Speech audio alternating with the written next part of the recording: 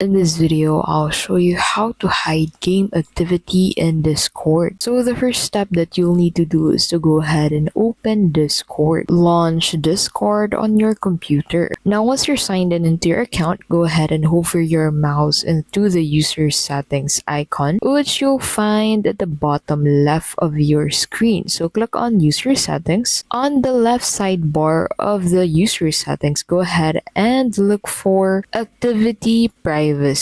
So go ahead and scroll this down and look for that specific setting. Click on activity privacy, and in here make sure that you disable to share your detected activities with others. Make sure to toggle this off to be able to stop showing your game activity to others. Now if you have registered games under your activity settings, go ahead and remove that game and click on that X icon above that to be able to hide your game activity on Discord. And that's basically how you can hide game activity in Discord. If this video is helpful, please don't forget to give this video a like and subscribe to the channel to keep updated with our latest videos. Thank you so much for watching, and we'll see you in the next one.